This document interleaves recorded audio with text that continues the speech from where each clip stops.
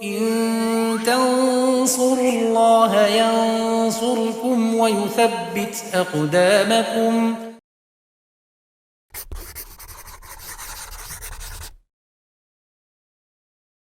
Alhamdulillah wassalatu wassalamu ala Rasulillah wa ala alihi wa sahbihi wa mawala wa la hawla wa la quwata illa billahi wa ba'd. Qala al-musannifu hafizallahu ta'ala al-haditsu tsani. Hadis yang kedua dari Abu Hurairah radhiyallahu anhu, Rasulullah sallallahu alaihi wasallam bersabda, la tukthirud dhahika. Janganlah kalian sering tertawa, fa inna kathratad dhahiki tumitul qalba. Karena banyak tertawa itu mematikan hati. Diriwayatkan oleh At-Tirmidzi dan yang lainnya. Wa fi riwayatin al-Bukhari fil Adabil Mufrad, dalam satu riwayat Bukhari di Adabul Mufrad, aqilud dhahika, sedikitlah tertawa, fa inna kasratad dhahiki tumitul qalba, karena banyak tertawa itu mematikan hati. Hadis ini dinasihati oleh Al-Busiri di kitabnya Misbahu Zujajah. Ad-dhahik, para ulama bahasa Arab mengatakan bahwasanya dhahik itu artinya inbisatul wajhi. Inbisat itu kebalikan dari mengkerut. Mengkerut, merengut, cemberut. Kemudian kebalikannya namanya imbisat. Imbisat kan terhampar. Semua mengkerut itu kemudian jadi melebar. Apa bahasa Indonesia berarti? Berseri. Kebalikan dari cemberut, mengkerut, menjep. Itu kebalikan dari imbisatul wajhi, wajah yang berseri, sehingga terlihatlah gigi minasuru, karena gembira. Ya, sehingga dari definisi ini, dhahik itu dalam bahasa Arab bisa tersenyum dan bisa tertawa. Karena yang penting tidak cemberut. Karena dhahik itu ya, yang penting tidak cemberut, tidak mengkerut mukanya.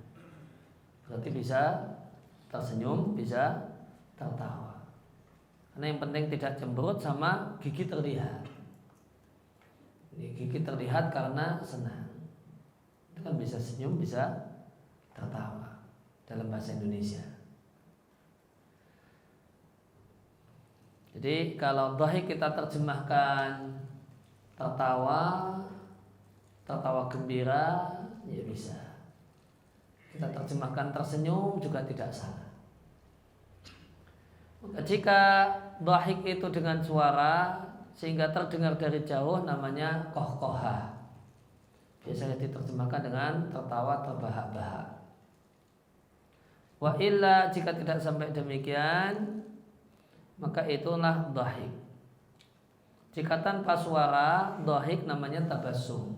Berarti tabassum itu bagian dari dhahik. Ya, dhahik itu nama besar. Dhahik itu berarti di ruang besar, di sana ada kohkoha, di sana ada tabassum. Bahwa tabassum dan tabassum tersenyum. Kalau tabassum itu artinya jelas tersenyum. Kalau dhahik bisa tersenyum, bisa tertawa. Wa tabassum, sedangkan tabassum adalah mabadi'ud dhahiki, awal tertawa.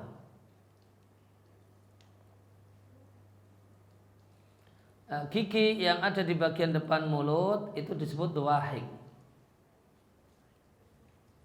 Dhahik, karena dialah yang terlihat ketika tersenyum atau tertawa, maka namanya dhahik. Dhahik ini mencakup dua jenis gigi, tsanaya sama anyab. Anyab itu gigi taring. Jadi tsanaya itu gigi yang jumlahnya dua, gigi seri kalau tidak salah. Ya, gigi seri ya. Wa mayaliha, dan yang di dekatnya. Wa mayaliha wa tusama an-nawajih. Setelah sanaya dan amnya, setelah gigi taring dan gigi seri, namanya nawajis, gigi gerah. Ya, dhahiknya Rasulullah sallallahu alaihi wasallam itu tabassum. Kalau dhahiknya itu kita terjemahkan tertawa kan susah saja. Dhahiknya Rasulullah sallallahu alaihi wasallam itu tabassum. Itu kalau dhahiknya kita terjemahkan tertawa, jadinya tidak enak itu bahasa Indonesianya. Tertawanya Nabi itu tersenyum, kan beda kalau kita tersenyum beda dengan tertawa. Jadi maksudnya dhahik itu bisa tersenyum bisa tertawa. Dan dhahiknya Nabi itu bentuknya tersenyum. Dari Aisyah radhiallahu anha beliau mengatakan, aku tidak melihat Nabi sallallahu alaihi wasallam mustajmi'an qattu dhahikan. Aku tidak melihat Nabi sallallahu alaihi wasallam mustajmi'an qattu dhahikan dalam keadaan tertawa. Mungkin nanti akan ada penjelasan tentang mustajmi' atau kita baca dulu. Mustajmi' itu artinya al-mujiddu fi syai', yang bersungguh-sungguh dalam sesuatu, bersengaja melakukannya. Istajma' as-sail, sail itu aliran air hujan di permukaan bumi. Kalau hujan itu deras, nanti di parit akan ada aliran air. Kalau nggak ada parit ya nanti di jalan ada aliran air. Nah, itu namanya sail. Istajma' as-sail itu artinya istama'a, aliran air hujan tersebut ngumpul min kulli maudi'in, di setiap tempat. Sehingga wal makna yang dimaksud dengan mustajmi' artinya muballighan fid dhahiki, yang tertawa berlebih-lebihan, lam yatruk minhu syai'an, dan tidak meninggalkannya sedikit pun.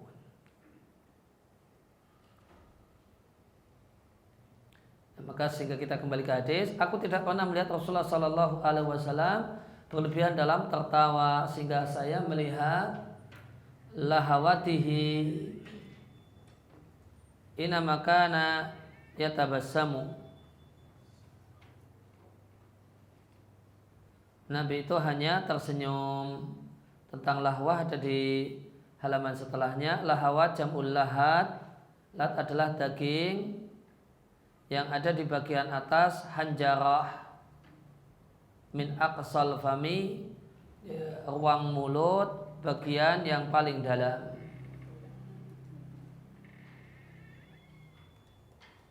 Makna hanjarah sebenarnya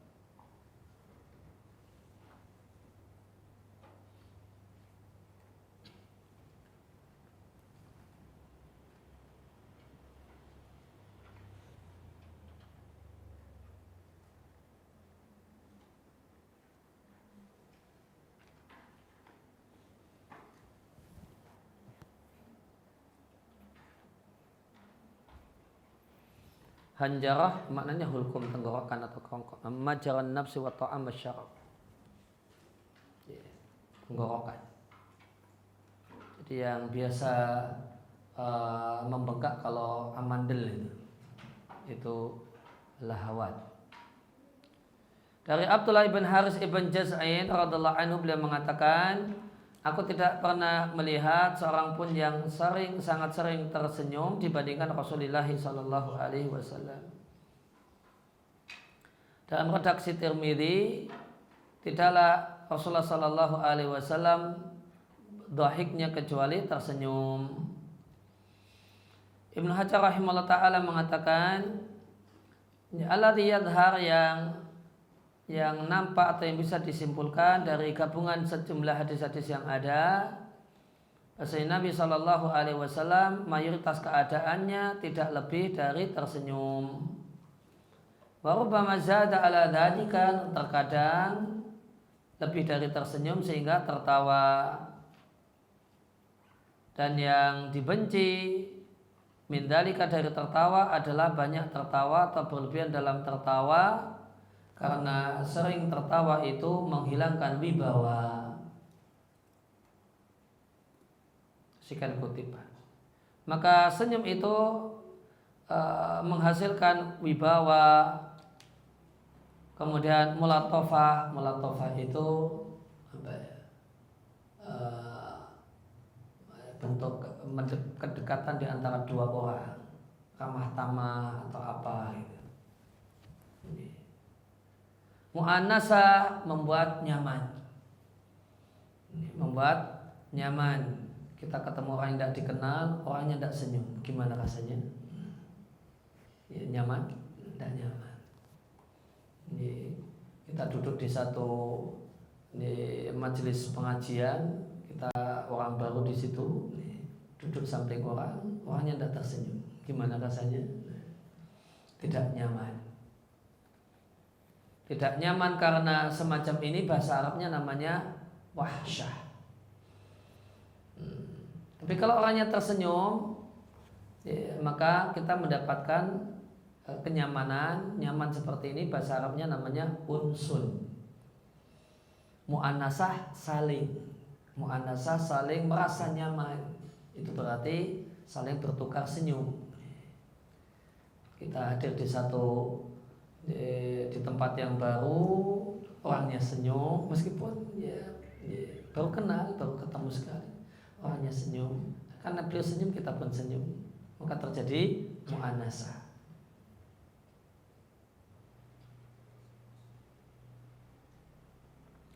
Wahwa dan tersenyum itu bukti iktidal itu proporsional. Proporsionalnya mizaj itu ini sebenarnya nggak tahu, ini perlu dikosekkan ke ahli biologi. Mizaj itu campuran dalam tubuh. Nggak tahu pasnya apa ya terjemah di tempat kita. Di sini kalau kita cek ke kamus makna mizaj,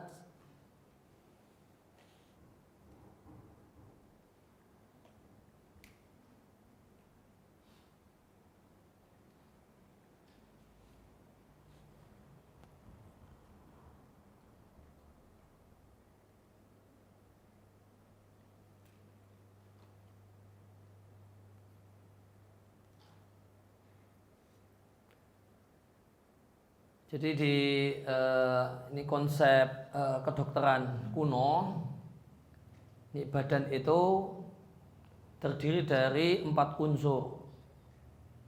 Apa ini? Adam, was-safra, was-sauda, wal-balgham. Ada darah, ada cairan kuning, ada cairan hitam, ada balgham, ada semacam dahak. Sehingga di tubuh itu ada 4 mizaj. Di tubuh itu ada 4 mizat. Mizatnya yang pertama tadi damawi, darah, safrawi, cairan kuning, saudawi, cairan hitam, balghami, dahak. Ini kedokteran dulu. Ini kalau dibawa kedokteran modern apa artinya? Ini kan perlu di-cross-check-kan ini. Itu mizat. Iktidalul mizat. Jadi 4 unsur-unsur tubuh itu proporsional, tidak ada yang berlebihan. Tidak ada yang berlebihan. Tidak ada misalnya berlebihan darahnya atau berlebihan apanya tadi dahaknya dan seterusnya. Sehingga kalau mau diterjemahkan lebih longgar, lebih luas, berarti apa? Proporsionalnya kondisi badan. Orangnya normal sehat, nah itu senyum. Berarti kalau orang itu tidak bisa senyum, itu tidak normal itu badannya itu. Kenapa sehingga sulit tersenyum gitu? Ada yang berlebihan itu unsur di tubuhnya itu sehingga senyum sulit. Gitu. Dijak tersenyum pun tidak senyum. Gitu. Ini ada error itu di error biologisnya itu sisi. Sudah diajak senyum ya tidak senyum. Wasofa utawiyah, Masya Allah. Senyum itu tanda beningnya hati, jernihnya hati. Artinya tidak ada kepikiran, tidak dalam keadaan sedih, tidak dalam keadaan marah. Sofa, jernih hatinya. Orang sedih sulit senyum, orang marah tidak bisa senyum. Tapi kalau orang itu jernih, tawiyah hatinya, dan maka dia bisa senyum. Oleh karena itu maka senyum di depan wajah seorang muslim itu sedekah. Adapun banyak tertawa, apalagi terbahak-bahak, maka itu menunjukkan penyimpangan tabiat, penyimpangan karakter. Ya, penyimpangan karakter itu berarti abnormal, gitu kan? Orangnya berarti abnormal karena terlalu banyak tertawa. Ghaflah fil qalbi, kelalaian hati, dan itu membuat hati keras. Sehingga nasihat itu tidak masuk ke dalam sela-sela hati. Dia tidak bisa mengambil manfaat dengan zikir dan peringatan yang merupakan sumber kehidupan hati. Al-Munawi rahimahullah ta'ala mengatakan, dhahik, tersenyum atau tertawa, tersenyum ringan atau tertawa adalah kaifiyatun, satu tata cara yang terwujud karenanya imbisatun fil qalbi, kelapangan, kenyamanan hati. Mimma yu'jibu al-insana, yang ini satu hal yang mengagumkan orang, minas surur, karena gembira. Dan nampak hal tersebut pada wajah. Wal iktar minhu, namun banyak tertawa itu membahayakan hati, dan satu hal yang terlarang dalam syariat. Banyak tertawa itu fi'lus sufaha, perbuatan orang yang kurang berakal. Dan perbuatan al-aradil, orang-orang yang hina, orang-orang yang tidak beradab. Dan ini menyebabkan berbagai macam penyakit kejiwaan. Oleh karena itu Nabi katakan banyak tertawa itu mematikan hati. Artinya tusayyiruhu, menjadikan hati tenggelam dalam kegelapan. Bimanzilatil mayit, seperti mayit yang tidak berikan manfaat pada dirinya dengan binafiatin, dengan hal yang bermanfaat, dan tidak mencegah dari dirinya satupun hal yang tidak disukai.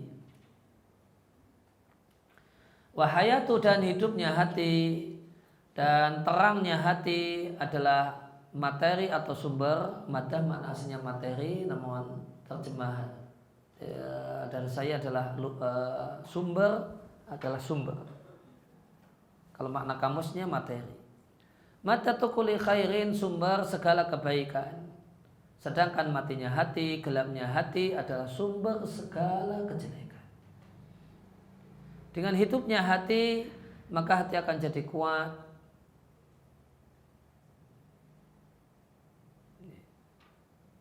Demikian juga pendengarannya dan penglihatannya dan tasawurnya terhadap berbagai macam informasi, persepsinya terhadap berbagai macam informasi, wa haqaiqiha ala ma hiya alaih, dan berbagai macam hakikat, berbagai macam hal bisa ditasawur, bisa dipersepsi ala ma hiya alaih, sebagaimana apa adanya, sebagaimana senyatanya.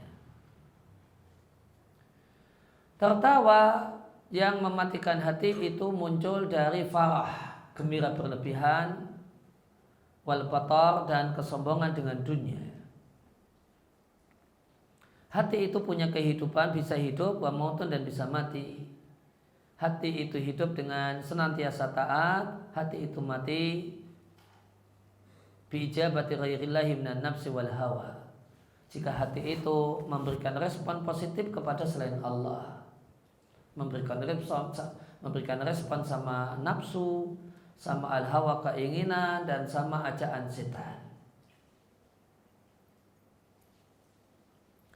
Wa witawatur, dengan silih bergantinya penyakit-penyakit maksiat, maka badan akan mati dengan penyakit-penyakitnya. Nabi membatasi di antara sebab matinya hati dalam hadis ini, Nabi batasi dan hanya Nabi sebutkan banyak tertawa.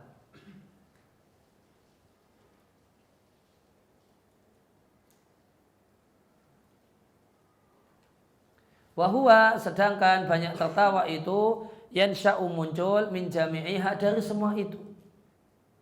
Karena dia muncul dan tumbuh dari cinta dunia.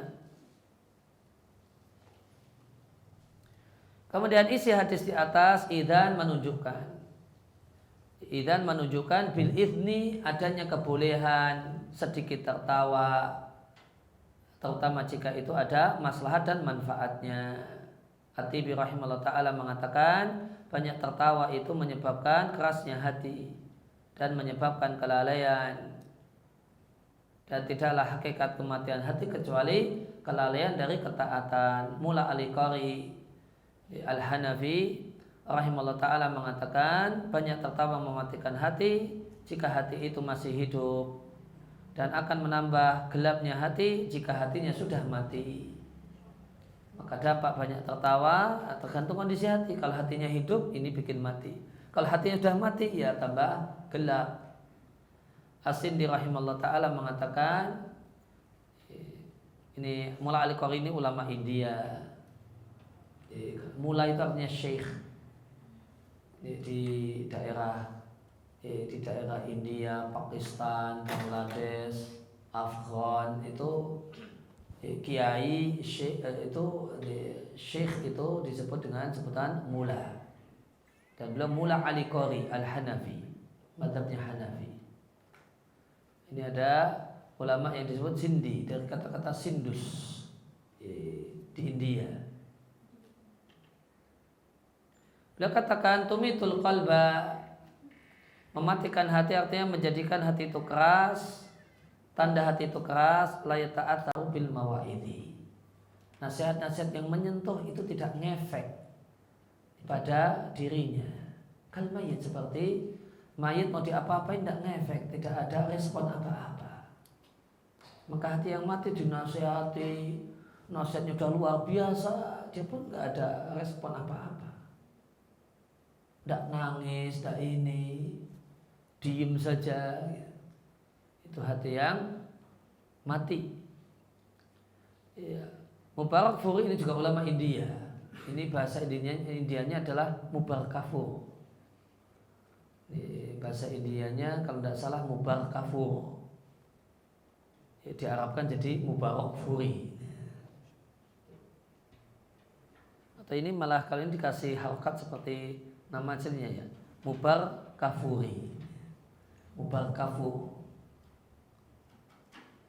Ya, beliau pensarah Sunan Tirmidzi atau Jami' Tirmidzi, artinya menjadikannya seperti mayit yang tidak memberikan manfaat pada dirinya sendiri dengan manfaat apapun dan tidak mencegah darinya hal yang tidak disukai. Dan ini adalah kalimat atau sabda Nabi ini adalah termasuk jawami' kalim, kalimat yang pendek syarat makna. Dalam salah satu redaksi yang dihatkan oleh Baihaqi di Syu'abul Iman, waspadailah banyak tertawa, karena banyak tertawa itu kerusakan hati. Maka banyak tertawa mematikan hati, betul-betul mematikan hati, sehingga tidak mengenal hal yang ma'ruf, tidak mengingkari yang mungkar, dan merusak hati, betul-betul merusak hati. Maka dia pandang kemungkaran itu satu hal yang ma'ruf dan ma'ruf itu satu hal yang mungkar. Kenapa hati tertawa, hati mati? Karena banyak tertawa. Karena banyak tertawa menyebabkan kerasnya hati dan menghalangi hati untuk bisa mendapatkan manfaat dari ayat dan peringatan. Dan karena banyak tertawa itu membuahkan kelalaian hati, sehingga membelokkan hati dari ayat-ayat Allah. Allah Ta'ala berfirman, sa'asrifu an ayati, akan aku belokkan dari ayat-ayatku orang-orang yang sombong di muka bumi tanpa alasan. Dan meskipun mereka melihat semua ayat dan bukti, mereka tidak mengimaninya. Jika mereka melihat jalan kebenaran, mereka tidak menjadikannya sebagai jalan. Jika mereka melihat jalan kesesatan, malah mereka ambil sebagai jalan. Hal itu dikarenakan mereka mendustakan ayat-ayat kami, dan mereka adalah orang yang lalai dari ayat-ayat kami. Yang ketiga, karena banyaknya tertawa itu menunjukkan al-farah, gembira berlebihan, wal batar bidunya, dan sombong dengan dunia. Alasan yang keempat, karena banyak tertawa itu menggiring pada perbuatan-perbuatan yang jelek, yang tercela. Karena mula, bentuknya pakai bentuk sirah maf'ul. Ini ini seperti kata-kata tuwfiya. Wafat itu bentuknya bentuk bina majhul. Maka demikian juga ini bentuk maknanya fa'il namun bentuknya maf'ul. Orang yang mati mutawaffa. Nah, ini orang yang mula itu sangat suka sesuatu. Maka orang yang maniak dengan tertawa dan banyak tertawa tidak peduli apakah jujur dalam ngomong ataukah bohong, melakukan kebaikan ataukah kejelekan, mengucapkan yang hak ataukah yang benar ataukah batil. Oleh karena itu Rasulullah Sallallahu Alaihi Wasallam bersabda, wailun celaka bagi orang yang berbicara lantas bohong untuk membuat orang lain tertawa karenanya, celaka dia, celaka dia. Maka maniaknya terhadap tertawa mengantarkannya pada dusta untuk membuat orang lain tertawa. Fahada, maka orang ini celaka dia, celaka dia. Maka bahaya orang ini melebar kepada banyak orang. Bisifatin min aswa'i ma yatasibu an-nas, dengan satu sifat yang merupakan termasuk sifat yang paling jelek dimiliki oleh manusia, yaitu dusta. Dan terdapat banyak teks syariat memotivasi untuk komitmen dengan ada jalan yang benar, kemudian sibuk dengan perkara akhirat, sedikit tertawa, sedikit guyon, sedikit main-main. Dari Aisyah radhiallahu anha dalam hadis tentang al-kusuf, salat gerhananya Nabi dari Rasulullah sallallahu alaihi wasallam, beliau katakan, wahai umat Muhammad, demi Allah seandainya kalian mengetahui apa yang aku ketahui, niscaya kalian akan sedikit tertawa dan banyak menangis. Makna hadis ini, seandainya kalian mengetahui betapa besarnya hukuman Allah kepada pelaku kejahatan dan kerasnya hukuman Allah, ngerinya kiamat dan setelahnya sebagaimana yang aku ketahui. Seandainya kalian melihat neraka sebagaimana aku melihat neraka saat berdiriku ini. Karena saat Nabi berdiri di sholat gerhana, beliau diperlihatkan neraka. Wa fi ghairihi, dan di momen di kesempatan yang lain, niscaya kalian akan banyak menangis dan sedikit tertawa karena kalian memikirkan apa yang kalian ketahui.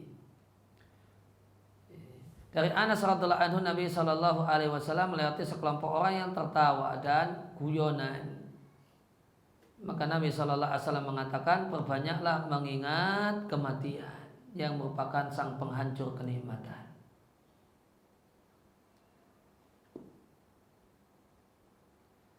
Diriwayatkan Al-Baihaqi di Syu'abul Iman dan Al-Bazzar di Musnad, dinilai hasan oleh Al-Mundhiri di catatan kaki 2 ya. Hadimul ladat, kata Mula Al-Qari, cara bacanya dengan dal yang muhmalah tanpa titik. Demikian di mayoritas naskah yang mu'tamad, yang jadi pegangan. Di sebagiannya pakai dal al-mu'jamah yang ada titiknya.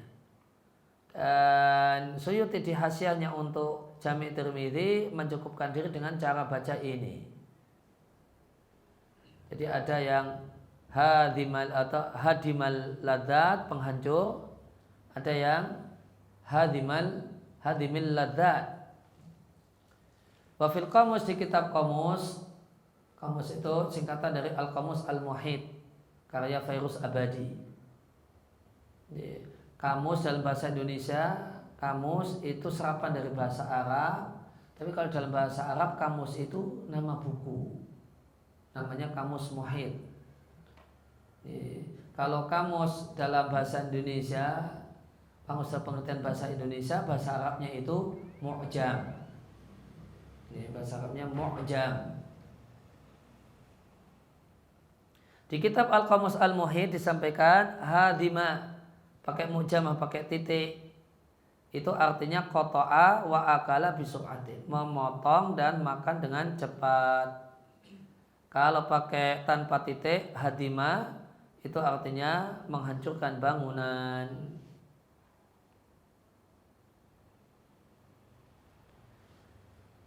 Maka Nabi serupakan kenikmatan yang fana, syahwat yang segera yaitu syahwat dunia, kemudian hilangnya syahwat dunia, Nabi serupakan dengan bangunan yang tinggi. Lantas yang hadimu hancur dengan benturan-benturan yang mengerikan. Kemudian Nabi perintahkan orang yang munhamik, orang yang asik dalam syahwat semacam ini untuk mengingat sang penghancur supaya tidak terus menerus condong kepadanya dan tersibukkan dari apa yang menjadi kewajibannya untuk berlari menuju tempat abadi yaitu surga Allah Subhanahu wa taala. Adalah salat mereka mencela tertawa tanpa sebab. Di tempat kita orang tertawa tanpa sebab dianggap error akalnya.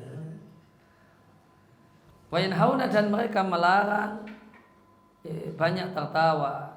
Dari Ja'far bin Burqan, beliau mengatakan sampai kepada kami bahasanya Salman Al-Farisi radhiyallahu anhu mengatakan, ada 3 hal yang membuat aku tertawa dan 3 hal yang membuat aku menangis.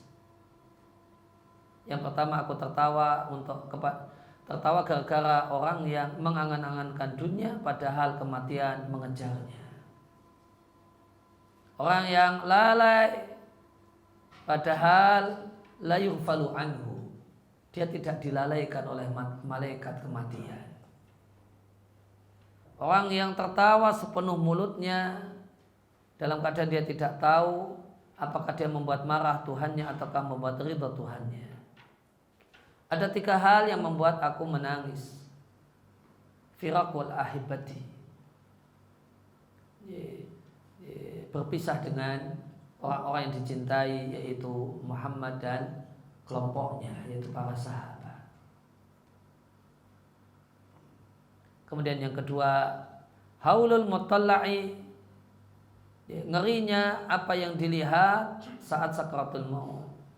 Yang ketiga, berdiri di hadapan Rabbil Alamin, hina pada saat saya tidak tahu menuju neraka aku pergi ataukah menuju surga. Al-Hasan Al-Basri mengatakan, kathratut dhahik, banyak tertawa mematikan hati. Wa anu, dari Al-Hasan, beliau mengatakan tertawanya seorang mukmin adalah sebuah kelalaian hatinya. Dan ini dimaknai mahmulun, dimaknai dengan tertawa yang tercela atau banyak tertawa. Tadi tertawa yang tercela adalah tertawa tanpa sebab yang kuat untuk tertawa. Hal-hal yang cukup direspon dengan senyum, direspon dengan tertawa, itu tertawa tanpa sebab.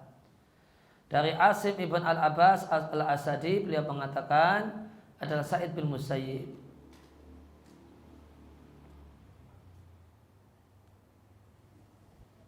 Sa'id bin Musayyib beliau adalah ulama tabi'in.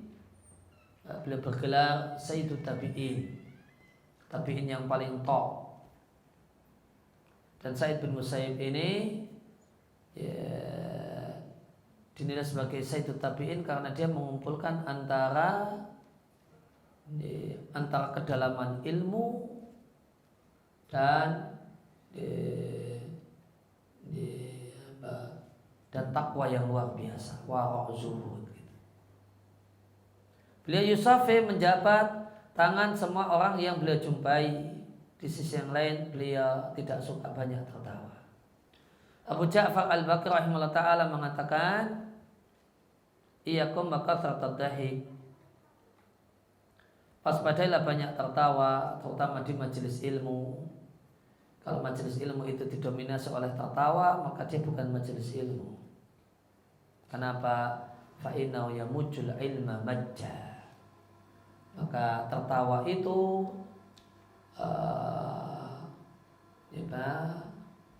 mengeluarkan ilmu, betul-betul mengeluarkan ilmu. Majja itu meludah, membuang air ludah itu majja.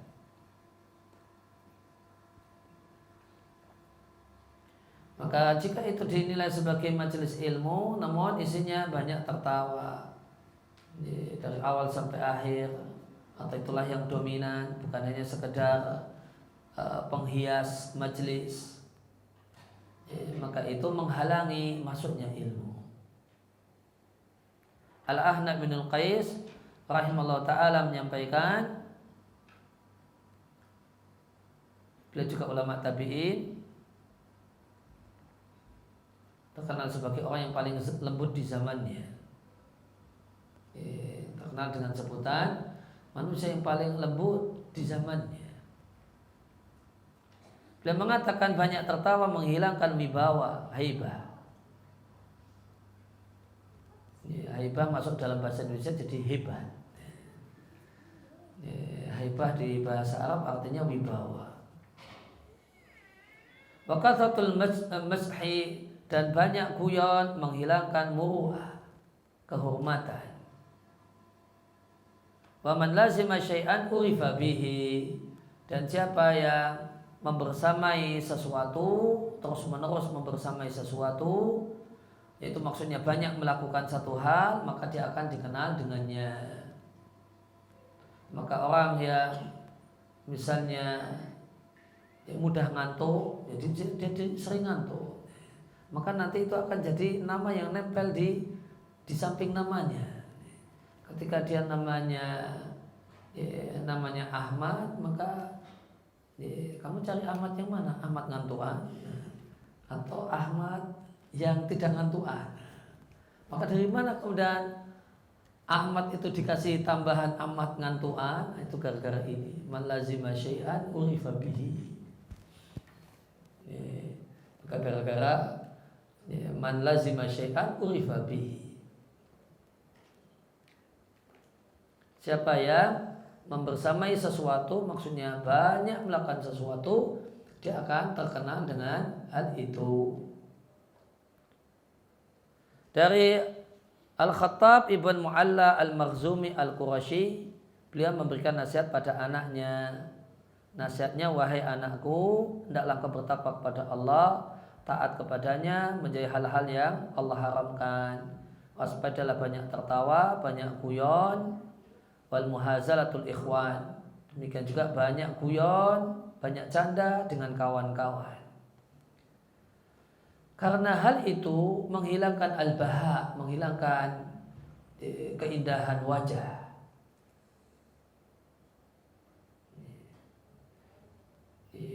Wa yuqi'u syahna, dan menyebabkan kebencian.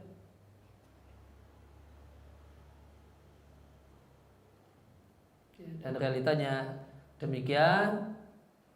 Maka sebagian orang itu benci dengan kawannya yang dulu akrab, itu gara-gara guyon. Guyon berlebihan itu sekali ujungnya adalah permusuhan. Karena guyon berlebihan seringkali identik dengan ejek-ejekan, olok-olokan. Pas hatinya lapang mungkin tidak apa-apa. Pas hatinya sempit, maka jadi permusuhan. Wa alaika birozana, dan dalam engkau menjadi orang yang dominan akalnya. Wa tawakkur, dan orang yang memiliki wakar, memiliki wibawa. Min ghairi kibrin, tanpa sombong. Jadilah orang yang berwibawa, orang yang tenang, punya wibawa, namun tanpa sombong. Yang diberikan label kepadamu, dan tanpa khuyala, kesombongan yang dihikayatkan untukmu. Jadi wibawa tanpa sombong, yang betul itu wibawa, berwibawa tanpa sombong. Ada orang yang berwibawa namun sombong, kenapa? Karena tidak mau menyapa, diem saja, tidak punya wajah ceria. Dia tidak bisa akrab bergaul dengan orang, diem saja. Itu wibawa, tapi wibawa yang sombong, dan tidak seperti itu yang baik. Punya wibawa, tidak diremehkan oleh orang, sehingga tidak diremehkan orang, sehingga orang itu menghormati, menghargai karena punya wibawa, namun bukan sombong. Salah satu ulama salaf mengatakan, siapa yang sering tertawa maka akan diremehkan, dan hilanglah bahauhu, keindahan wajahnya. Ada ulama mengatakan banyak tertawa itu indikasi dungu. Ibnu Qayyim mengatakan banyak tertawa itu karena roh yang enteng ditambah akal yang kurang, lain hanya dengan senyum. Karena senyum itu bagian dari akhlak mulia. Bahkan senyum itu kunci akhlak mulia. Kunci akhlak mulia. Orang nolong orang lain, jika nolong orang tanpa ekspresi, tanpa senyum, orangnya nggak mau ditolong. Nolong orang dengan ngasih pinjaman duit misalnya, tapi ngasih duitnya tanpa ekspresi. Ini mas, saya utangi kamu, jangan lupa nanti kalau bulan depan dibayar ya. Tapi tanpa ekspresi, diam saja. Maka orang yang pinjam duit nggak jadi pinjam duit. Kalau sambil muka demikian nggak jadi saja. Saya cari yang lain saja jika demikian. Iya, padahal mau berbuat baik, itu gara-gara tidak senyum, dinilai orang tidak berbuat baik. Akhirnya lebih baik tidak dapat duit daripada dikasih pinjaman duit, namun duitnya dikasihkan tanpa senyum. Itu Masya Allah, kebaikan itu jadi kebaikan gara-gara senyum. Kebaikan itu tidak bernilai kebaikan jika tanpa senyum. Luar biasa senyum itu. Maka dia adalah min husnil khuluq, bagian dari akhlak mulia, wa kamalil idrak, dan sempurnanya pemahaman. Ar-Rahib Al-Asbahani mengatakan membawakan hal-hal yang membuat orang tertawa ala sabili sukhfi, dalam bentuk kurang akal, itu puncak keburukan. Nabi SAW menyampaikan, celaka orang yang berbicara lantas dusta untuk membuat orang lain tertawa. Celaka dia, celaka dia.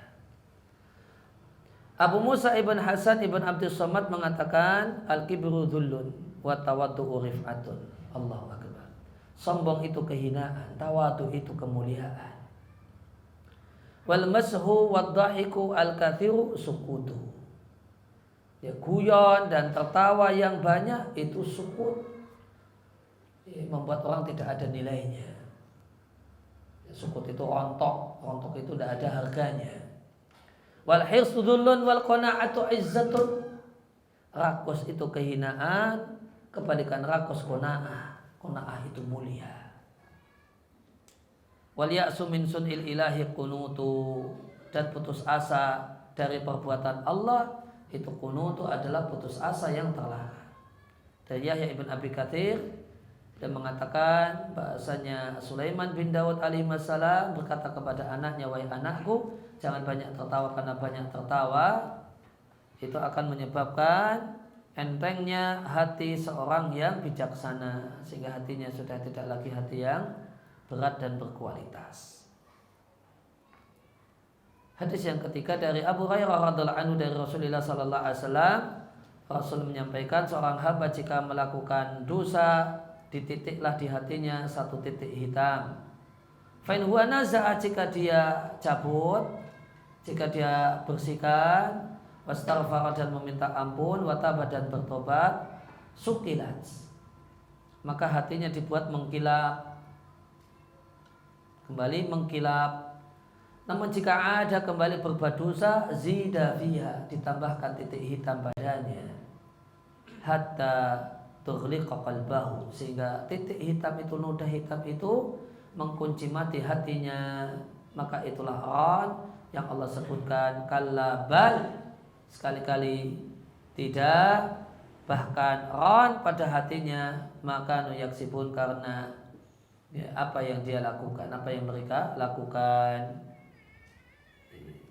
Mereka adalah hadis dari Imam Ahmad, Tirmidzi, Ibnu Majah.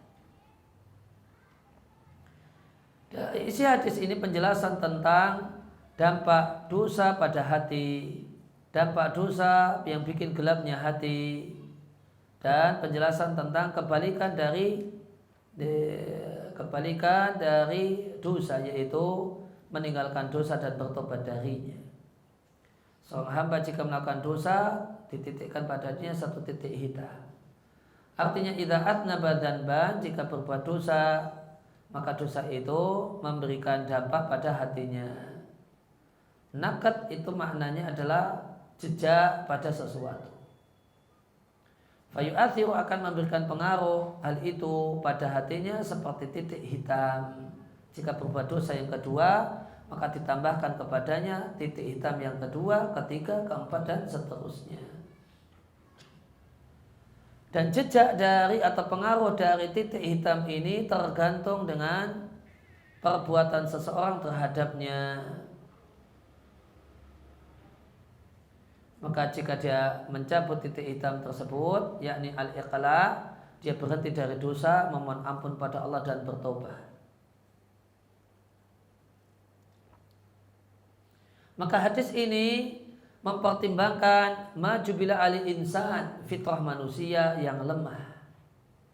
Manusia itu lemah, karena lemah pasti berbuat salah. Maka hadis memerintahkan untuk minta ampun dari dosa, dan istighfar adalah thalabul maghfirah, meminta maghfirah. Dan hamba sangat membutuhkan maghfirah, karena hamba itu berbuat dosa di malam hari dan di siang hari. Dan berulang-ulang di Al-Quran penyebutan taubat dan istighfar dan perintah untuk melakukan keduanya, motivasi untuk mendorong, dorongan dan motivasi untuk melakukan keduanya. Wahada, dan ini kama tsabata, sebagaimana terdapat dari Anas radhiyallahu anhu, Nabi sallallahu alaihi wasallam bersabda, semua keturunan Adam itu punya banyak kesalahan, dan sebaik-baik orang yang punya banyak kesalahan adalah at-tawwabun, orang yang banyak bertaubat.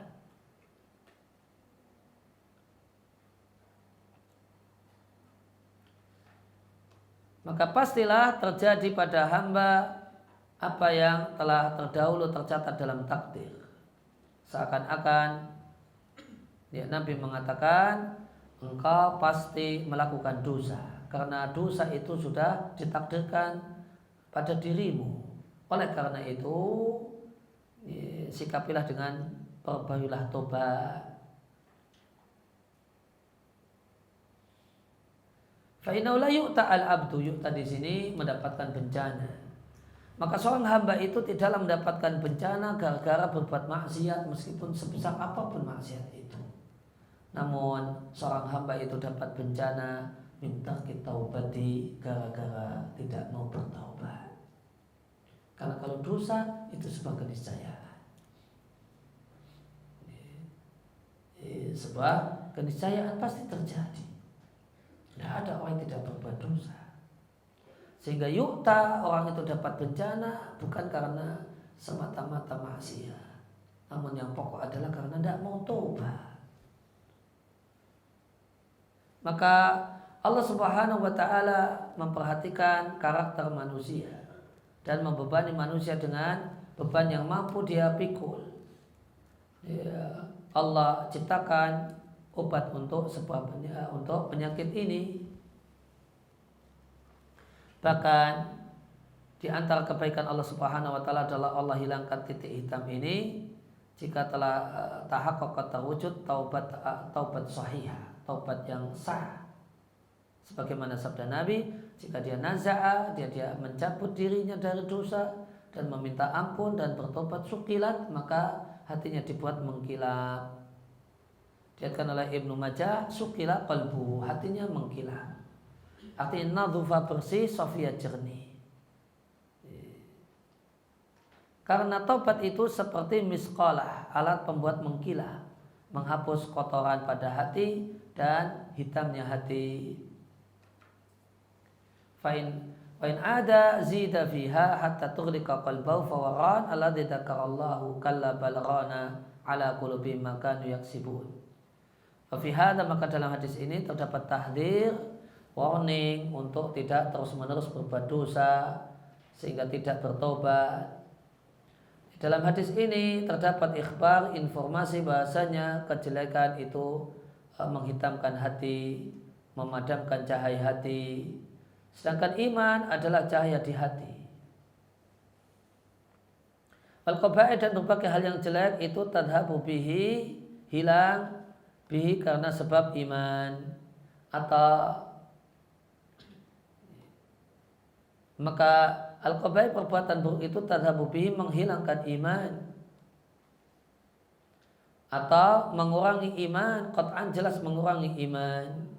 Maka amal kebaikan itu menambah cahaya hati, sedangkan kejelekan itu memadamkan cahaya hati. Wa hadzal hadis, dan hadis ini tafsir untuk informasi yang disampaikan oleh Allah Subhanahu wa taala bahasanya perbuatan hati itu menjadi sebab ran yang akan menutupi hati. Dan dalam firman Allah taala kalla bal rana ala qulubihim ma kanu yaksibun. Makna asal rain, ran dari kata-kata rain, makna asalnya adalah al-ghalabah, kemenangan atau dominasi. Contohnya ranatil khamru ala aqli syaribihi. Khamr itu mengalahkan akal orang yang meminumnya. Sehingga makna ayat sesungguhnya dosa mengalahkan hatinya dan mengepung hatinya. Al-Qurtubi rahimahullah ta'ala mengatakan bahasanya paling tafsir menyampaikan itu adalah dosa di atas dosa sehingga membuat gelap hati. Mujahid rahimahullah ta'ala mengatakan dia adalah seorang yang berbuat dosa lantas dosa mengepung hatinya. Kemudian berbuat dosa lantas dosa mengepung hatinya sehingga dosa itu menutupi hatinya. Dia adalah semisal ayat yang ada di surat Al-Baqarah, balaman kasaba sayi'atan, bahkan siapa yang melakukan kejelekan sehingga kejelekan itu mengepung dirinya. Dan semacam itu dari Al-Fara'. Fara' mengatakan maknanya banyak maksiat dari mereka dan dosa sehingga maksiat dan dosa itu mengepung hatinya, maka itulah ran pada hati. Abu Mu'ad An-Nahwi mengatakan rain adalah hati yang menghitam karena dosa. Wa taba itu patri. Wa taba dan patri yang digunakan untuk mempatri, untuk menyegel hati. Atau itu titik berarti ya. Wa taba sedangkan taba yang itu untuk menyegel hati. Wahada maka taba itu lebih berat daripada rain. Sedangkan iqfal lebih dari taba, berarti ada 3 tingkatan. Bal rana ala qulubihim itu ran, itu paling rendah. Kemudian ada taba. Kemudian ada irfal gembok di tentang tadabbur. Afala yatadabbarun al-Quran am ala qulubin aqfaluha. Tidakkah mereka merenungkan Al-Quran ataukah bahkan di hatinya ada gembok? Hati mereka ada gemboknya. Nah kalau iqfal, hati itu tergembok, nah itu lebih berat. Itu yang paling berat. Az-Zajjaj mengatakan rain itu seperti karat menutupi hati, kal ghaim ar-raqiq, statusnya seperti mendung tipis. Sa'labi menyebutkan dari Ibnu Abbas ran ala qulubihim artinya menutupi hati. Wa hadza wasahih, dan itu satu hal yang sah anhu dari Ibnu Abbas insyaallah. Wa fi hadza, isi hadis ini penjelasan tentang dampak dosa pada hati. Waqad ta'addadat al-mawadi', terdapat banyak tempat, banyak ayat atau banyak hadis yang isinya penjelasan tentang dampak dosa yang jelek, dampak yang jelek dari dosa pada hati.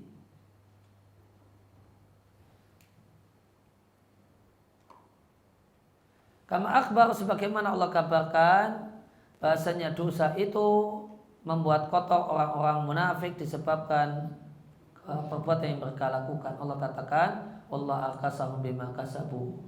Allah membuat mereka kotor karena perbuatan yang mereka lakukan. Dan Allah infokan bahasanya melanggar perjanjian yang telah Allah ambil dari hamba-hambanya adalah sebab mengerasnya hati. Allah Ta'ala berfirman, disebabkan mereka melanggar perjanjian, kami laknat mereka dan kami jadikan hati mereka keras. Mereka orang Yahudi menyelewengkan kalimat dari tempatnya dan mereka lupa bagian dari nasihat yang diingatkan kepadanya. Faja'ala, maka Allah jadikan dosa naqad, dosa melanggar perjanjian itu menyebabkan lihadil athar, jejak ini berupa mengerasnya hati, laknat, kemudian menyelewengkan kalimat dari tempatnya serta lupa dengan ilmu. Maka maksiat untuk iman seperti penyakit dan demam untuk kekuatan badan, sama persis. Oleh karena itu ulama salaf mengatakan maksiat itu adalah baridul kufri. Barid di sini artinya pak pos, ya. Pak pos kekafiran, sebagaimana demam itu pos pengantar kematian. Maka imannya sahibul qaba'ih, imannya pelaku keburukan seperti kekuatannya orang yang sedang sakit, berbanding lurus dengan kekuatan penyakit dan kelemahannya. Kemudian isi hadis di atas adalah motivasi untuk menjauhi dosa sebisa mungkin. Wafihi, isi hadis di atas motivasi untuk bertobat setiap kali hamba berbuat dosa. Wa ala yaqa' fi fakhi syaitan, dan janganlah seorang hamba itu terjatuh dalam fakh syaitan. Tentang makna fakh, saya cek dulu.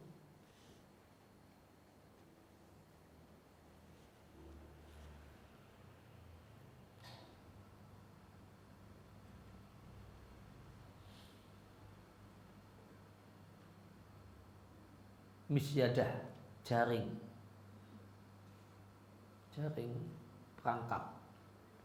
Maka jangan terjerembab dalam perangkap setan. Perangkap setan untuk orang yang berbuat dosa adalah putus asa dari ampunan Allah Subhanahu wa taala.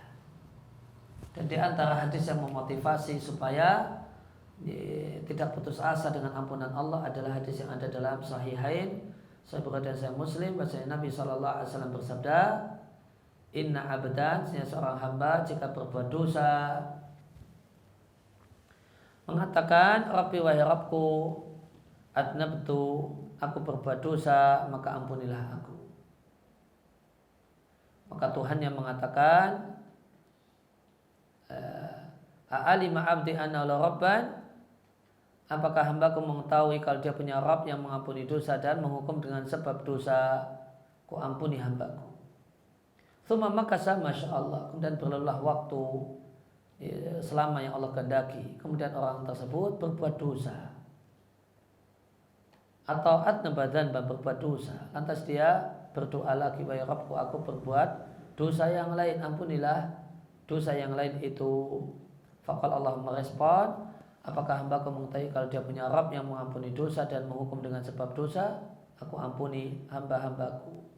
Tsumma makatha, kemudian berlalulah waktu selama yang Allah kehendaki. Tsumma adnaba dzanban, kemudian berbuat dosa. Faqal, kemudian orang tersebut mengatakan, wahai Rabbku, aku berbuat dosa yang lain, ampunilah aku, ampunilah dosa yang lain itu untukku. Allah merespon, apakah hambaku mengetahui kalau dia punya Rabb yang mengampuni dosa dan menghukum karena sebab dosa, aku ampuni hambaku. Salatan, sebanyak 3 kali. Kemudian falyamal masya'a, selama dia senantiasa istighfar dan bertobat, berbuatlah dia sebagaimana dia kehendaki. Maksudnya, madama ala hadil hal, sama dalam kondisi semacam ini, yaitu setiap kali berbuat dosa mohon ampun kepada Allah Subhanahu wa taala. As-Suyuti mengatakan di kalimat falyamal masya'a ini bukanlah fi hada, dalam kalimat ini itlaqun, kebebasan dan izin dari Allah untuk melakukan hal yang haram dan perbuatan kejahatan. Hanya menunjukkan kalau Allah itu mengampuninya selama dia seperti itu, yaitu jika berbuat dosa bertobat. Dan dikhususkannya hamba ini dengan kalimat tadi falyamal masya'a, karena Allah telah mengetahui bahasanya dia tidak akan terus-menerus berbuat dosa.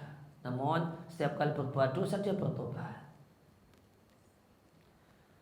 Dan hukum ini bersifat general pada semua orang yang keadaannya seperti keadaannya. Akan tetapi hamba tersebut yang ada dalam hadis telah dipastikan mendapatkan hal itu. Sebagaimana ada kepastian untuk veteran perang Badar ya, yang Allah katakan i'malu masyitum faqad ghafartu lakum. Wahai veteran perang Badar, berbuatlah kalian semau kalian, aku ampuni dosa-dosa kalian. Adapun selain orang yang ada di hadis itu, selain veteran perang Badar, maka adalah bertobat dan berharap agar Allah menerima tobatnya, akan tapi tidak bisa memastikan dirinya kalau dia telah diampuni.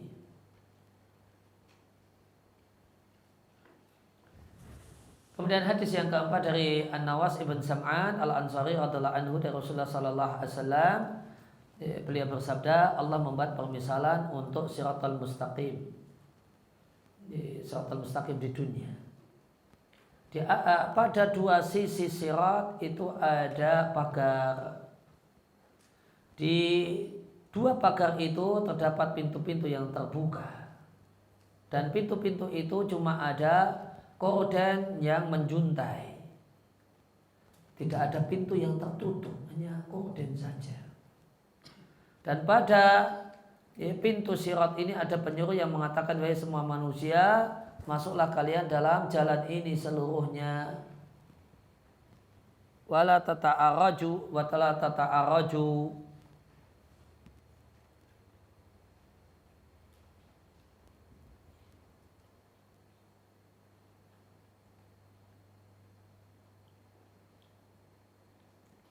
Dilewati dulu. Wada'in, dan ada seorang penyuruh yang menyuruh di atas sirat. Maka jika ada orang yang ingin membuka salah satu pintu, ingat pintunya hanya korden, tidak ada pintu yang tergembok. Maka penasihat tersebut mengatakan, celaka engkau, jangan buka itu. Maka jika engkau membukanya, engkau memasukinya, pasti memasukinya. Maka sirat adalah Islam, sedangkan dua pagar itu adalah dua tembok di kiri dan kanannya adalah batasan-batasan Allah. Pintu yang terbuka adalah hal-hal yang Allah haramkan. Penyuruh yang ada di atas sirat adalah Al-Quran. Dan penyuruh yang ada ala ra'si sirat, yang di atas ujung sirat itu adalah Al-Quran. Sedangkan penyuruh yang di atas sirat adalah penasihat Allah yang Allah letakkan di hati setiap muslim.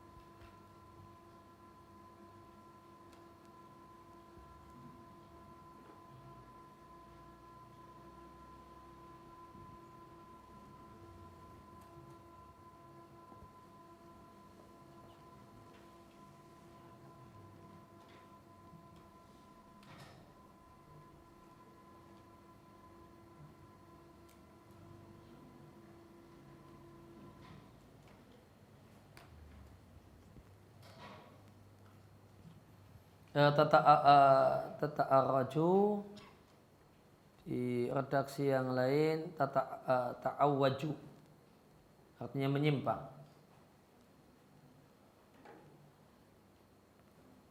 Menyimpang ke ujung dan sisi. Ya, hadis di atas diriwayatkan oleh Ahmad dan At-Tirmidzi, dinhasan oleh At-Tirmidzi. Dan di atas diriwayatkan oleh Tabarani atau Hawi di Syarah Mushkilul Athar dengan redaksi sirat adalah Islam, sedangkan korden itu adalah batasan-batasan Allah, sedangkan pintu yang terbuka adalah hal-hal yang Allah haramkan, yaitu berbagai macam maksiat. Disediakan oleh Ibnu Abi Asim dengan redaksi, dan pintu yang ada di sisi kiri dan kanan sirat adalah batasan-batasan Allah. Tidak ada satupun orang yang terjatuh dalam batasan-batasan Allah sampai dia merobek penutup Allah itu. Ini adalah permisalan yang dibuat Nabi Shallallahu Alaihi Wasallam kepada manusia supaya mereka memikirkannya dan merenungkannya dan mengamalkan isinya. Allah Ta'ala berfirman, wa tilkal amthal, itulah permisalan yang kami buat untuk manusia, dan tidak ada yang bisa memikirkan dan memahaminya kecuali orang-orang yang berilmu. Maka menurut Al-Ankabut 43, indikator orang yang berilmu faham permisalan yang disampaikan oleh Allah dan Rasulnya. Itu indikator orang yang berilmu. Faham, dong, ngerti apa yang Allah maksudkan dengan permisalan-permisalan yang ada di Al-Quran dan hadis Nabi. Watilkal amthalu nadribuha, itulah permisalan yang kami buat untuk manusia supaya mereka berpikir. Ibnu Qayyim rahimahullah ta'ala mengatakan tentang hadis ini, maka orang yang mengetahui kedudukan permisalan ini hendaklah merenungkan dan dalam merenungkan, betul-betul direnungkan. Dan adalah dia timbang dirinya dengannya, dan adalah dia lihat di manakah dia dari permisalan itu. Al-Hafidz Ibnu Rajab mengatakan Nabi Shallallahu Alaihi Wasallam membuat permisalan tentang Islam dalam hadis ini dengan jalan yang lurus. Sirat itu adalah jalan yang mudah, landai dan luas. Ya, secara bahasa yang namanya sirat itu jalan yang luas. Namun kalau sirat di akhirat itu Nabi katakan lebih kecil daripada satu helai rambut, maka bukan luas. Maka dia berbeda dengan maknanya secara bahasa. Dalam bahasa Arab, sirat itu maknanya at-tariq al-wasi', jalan yang luas, yang mengantarkan orang yang menempuh jalan tersebut pada sesuatu yang diinginkan. Wawa dan jalan tersebut maha, dan di samping itu adalah mustaqim, lurus, tidak ada belok-belok padanya. Dan jika itu jalan itu lurus, maka itu jalan yang dekat. Kalau jalan itu lurus berarti dia dekat. Kalau belok-belok itu jauh. Oleh karena itu dalam matematika garis lurus itu definisinya adalah garis terdekat menghubungkan dua titik. Garis terdekat yang menghubungkan dua titik itu namanya garis lurus. Maka jalan yang lurus itu artinya jalan yang paling dekat. Nah, jalan berkelok-kelok itu jauh, indah tapi jauh. Berkelok-kelok itu indah tapi jauh. Kalau lurus saja mungkin nggak indah, tapi dekat. Maka orang bilang yang ini mungkin maknanya jelek, hidup itu jangan lurus-lurus saja, nanti tidak ada indahnya. Sehingga fayak tadi dalika, karena dia disebut lurus, maka yak tadi menunjukkan kalau itu dekat, wasuhulah dan mudah. Dan di dua sisi sirat itu, sisi kanan dan kiri, ada dua tembok pagar. Dan dia adalah batasan-batasan Allah. Maka sebagaimana pagar itu menghalangi orang yang ada di dalam untuk melewatinya dan melewatinya, demikianlah Islam melarang orang yang masuk ke dalam Islam untuk keluar dari batasan-batasannya dan melampauinya. Dan tidak ada di balik batasan Allah untuk hal yang diizinkan kecuali hal yang Allah larang. Walihada, oleh karena itu Allah Subhanahu wa ta'ala memuji orang-orang yang menjaga batasan-batasan Allah dan mencela orang yang tidak mengetahui batasan halal dari haram. Sebagaimana firman Allah Ta'ala, Al-A'rabu asyaddu kufra wa nifaqa, orang Arab Badui yang mereka jauh dari majelis ilmu dan tempat ilmu, sumber ilmu, itu asyaddu kufra wa nifaqa, Kalau kafir maka kafirnya kebangetan, kalau munafik munafiknya keterlaluan. Kenapa? Karena dampak jauh dari sumber ilmu, di Badui. Dan sejak zaman dulu sampai zaman sekarang, sumber ilmu itu bukan di Badui, bukan di daerah kampung pelosok, di kota. Itu sejak zaman dulu sampai sekarang. Pelosok itu jauh dari ilmu, jauh dari sumber ilmu. Sumber ilmu itu berpusat di kota, di perkampungan yang ramai. Di sana banyak guru ngaji, banyak dai, banyak ulama dan seterusnya. Wa ajdaru, dan lebih layak karena tinggal di pelosok, jauh dari sumber ilmu, lebih layak untuk tidak tahu batasan apa yang Allah turunkan pada Rasulnya. Maka siapa yang lam yujawiz, tidak melampaui apa yang diizinkan sehingga berpindah kepada apa yang dilarang, sungguh dia telah menjaga batasan Allah. Dan siapa yang melampaui hal tersebut, dia telah melampaui batasan Allah. Dan terkadang kata-kata hudud itu tutlak digunakan kata-kata hudud dan maksudnya adalah hal-hal yang haram itu sendiri. Sehingga ketika hudud itu artinya hal-hal yang haram, maka kalimatnya jangan dekati hududullah. Sehingga Allah katakan tilka hududullahi fala taqrabuha, itu adalah batasan-batasan Allah, jangan kalian mendekatinya. Maka batasan Allah itu kadang ruang halal yang jangan dilewati, ruang halal yang jangan dilanggar, karena kalau melanggarnya berarti masuk ke dalam ruang haram. Kalau hudud itu artinya batas ruang halal yang jika dilewati masuk kemudian yang haram, maka kalimatnya biasanya fala ta'taduha, janganlah kalian melanggarnya. Janganlah kalian melanggarnya. Karena melanggarnya berarti berpindah ke ruang haram. Tapi kalau hudud itu artinya adalah hal yang haram itu sendiri, maka bunyi ayatnya jangan dekati. Kemudian hukuman-hukuman yang telah muqaddarah, telah ditentukan oleh syariat, semacam potong tangan untuk pencuri, ar-radi'ah yang membuat jera dari hal yang haram, al-mughalladhah yang keterlaluan haramnya itu disebut hudud. Sehingga ada hukuman had untuk karena zina, had karena mencuri, had karena minum khamar. Contohnya sabda Nabi SAW kepada Usamah ketika Usamah hendak melakukan negosiasi supaya perempuan Makhzumiyah yang terbukti mencuri tidak dihukum potong tangan. Maka Nabi marah kepada Usamah dengan mengatakan, atashfa'u fi haddin min hududillah? Apakah engkau mau ngasih negosiasi untuk membatalkan salah satu had Allah, yaitu hukuman potong tangan karena kasus pencurian? Hada wal ma'ruf, inilah yang dikenal dari nama hudud dalam istilah para ulama fikih. Ya, sehingga kata-kata hudud itu ada makna syar'i dan ada makna istilah. Kalau makna istilah itu istilah fikih, definisinya tadi al-uqubat al-muqaddarah ar-radi'ah anil muharramah al-mughalladhah. Semacam potong tangan untuk pencuri, rajam atau cambuk untuk pezina dan seterusnya.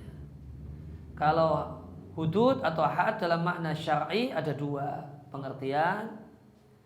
Yang pertama tadi adalah ruang halal, ruang boleh, yang jika dilewati maka memasuki satu hal yang Allah larang, atau al-muharramat, semua yang Allah haramkan, itu disebut hudud. Mula Al-Qari rahimahullah ta'ala mengatakan surani, dua pagar atau dua tembok pagar, artinya jidarani, dua tembok yang memisahkan di antara siratal mustaqim dan dua ujung sirat yang itu keluar dari sirat yang lurus. Maka tembok pagar itu diserupakan dengan suril balad. Di masa silam, kota itu, balad itu dikepung tembok. Keluar kota itu keluar dari tembok keliling pagar kota. Nah, tembok keliling pagar kota itulah sur namanya. Maka diserupakan dengan suril balad.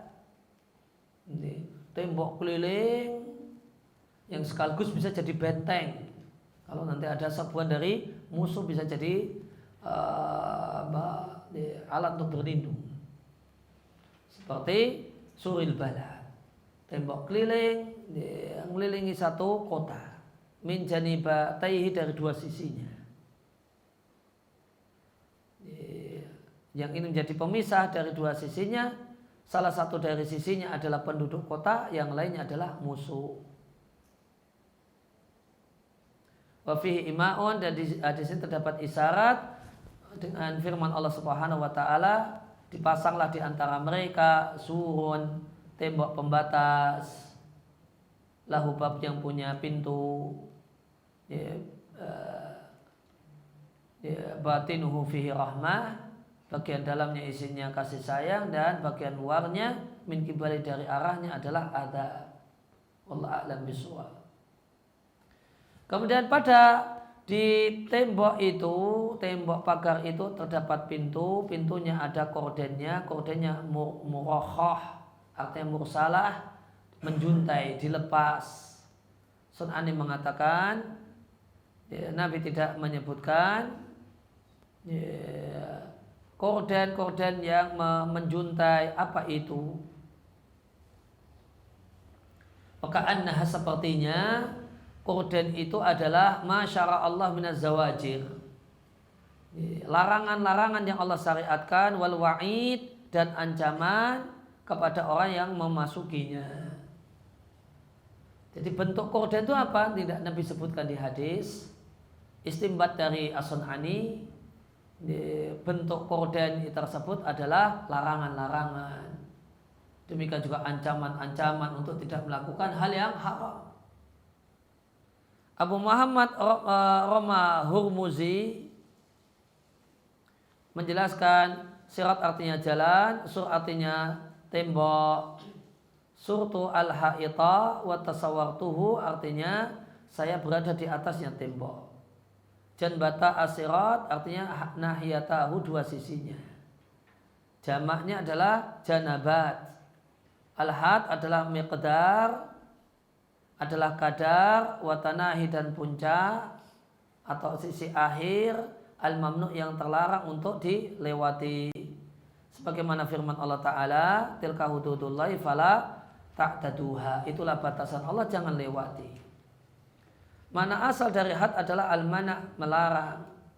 Contohnya darbul had, pukulan had, yaitu adalah adadun, bilangan dan kadar yang Allah larang untuk dilewati. Kemudian hududud dar, itu adalah kadar dan puncak atau sisi paling maksimal yang tidak bisa dilewati oleh pemilik rumah.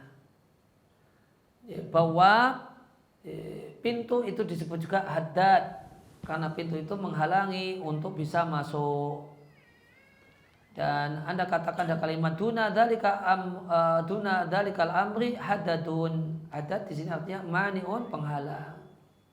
Ibnu Rajab mengatakan dalam permisalan yang dibuat oleh Nabi Shallallahu Alaihi Wasallam, Islam adalah siratal mustaqim yang Allah perintahkan untuk istiqomah di atasnya, dan Allah melarang untuk melampaui batasan-batasannya. Dan siapa yang melakukan salah satu hal yang diharamkan, sungguh dia telah melampaui batasan-batasannya. Fala tata'arajuha, dalam riwayat yang lain tata'awwaju, dalam lafaz yang lain ayat tatafarraju, dan maknanya mirip-mirip, jangan menyimpang. Kemudian jika ada yang mau masuk, maka ada penasihat yang mengatakan, celaka engkau, jangan buka korden itu. Waih, itu kalimat, itu waihak ya, kalimat tarahum, kasihan, tawajuk merasa sakit. Maka dikatakan kepada orang yang jatuh dalam kebinasaan yang tidak menjadi haknya. Dan juga kata-kata waih itu juga diucapkan untuk pengertian pujian dan keterkaguman. waih ini mansub sebagai masdar. Dan terkadang juga marfu wa tudhaf dan dia menjadi mudhaf. Ada waiha Zaidin, waihan lahu dan waihun lahu. Ibnu Mangdur mengatakan waih dan wail adalah kalimat adab. Ada yang mengatakan wailun dan waih itu maknanya sama. Keduanya dibaca marfu sebagai mubtada. Waihun li Zaidin, demikian juga wailun li Zaidin. Ibnu Farad mengatakan waih, wail, wais itu wahidun maknanya sama. Ibnu Sayyidah mengatakan waih itu seperti wail. Namun ada yang mengatakan waih itu artinya takbih, membuat jelek. Nasr An-Nahwi mengatakan aku mendengar sebagian orang yang berlebihan mengatakan waih itu sayang. Qal walaysa bainahu, tidak ada antara waih dengan wail tidak ada bedanya. Illa annahu ka'annahu alyan qalila. Namun waih itu seakan-akan lebih lembut sedikit. Dan orang yang mengatakan waih itu sayang, yakni artinya bahasanya orang Arab mengucapkan kepada orang yang dia ibai, dia sayangi, waihahu, sebagai bentuk riyathah, sebentuk-bentuk rosak itu ratapan lahu untuknya. Al-Azhari mengatakan mayoritas pakar bahasa mengatakan wail itu adalah kata yang diucapkan untuk semua orang yang jatuh dalam kebinasaan dan adab.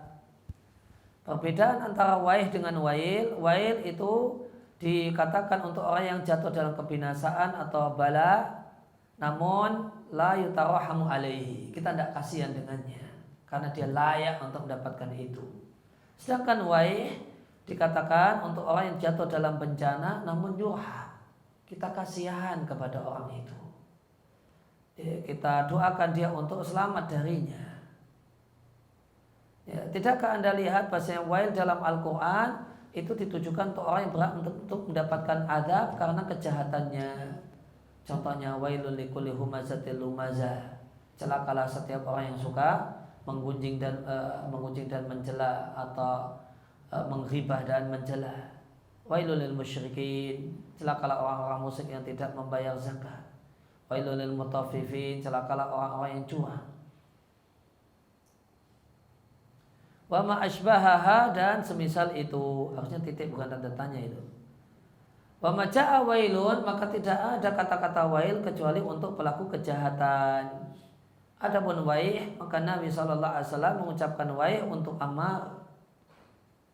Waih Ammar, kasihan Ammar, dia akan dibunuh oleh kelompok yang melampaui batas. Ka'annahu, seakan-akan Ammar ulima diberitahu tentang bala yang akan menimpanya berupa pembunuhan. Maka Nabi tawajja'alahu, Nabi mengerang untuk Ammar wa tawahama alaihi, dan merasakan, mengekspresikan ibadah kasihan kepada Ammar. Beliau juga katakan makna asal wail adalah kata yang sesungguhnya menurutku adalah makna asalnya adalah wai. Jadi asalnya itu wai, kemudian terkadang disambung ha jadi waih, terkadang disambung sin sehingga wais, terkadang disambung lam sehingga wail. Nampaknya penjelasan Azhar ini bagus tentang beda wail sama waih. Sama artinya celaka, namun kalau wail itu ya memang tidak layak untuk dikasihani, karena memang layak untuk dapat seperti itu, lain hanya dengan waih.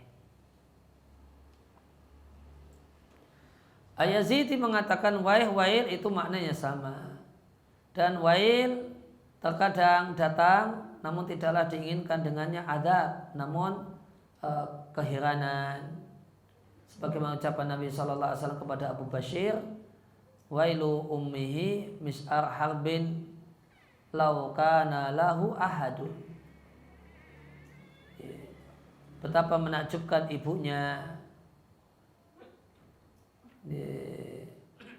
Ya, Mis'ar harap lau kana lahu ahad.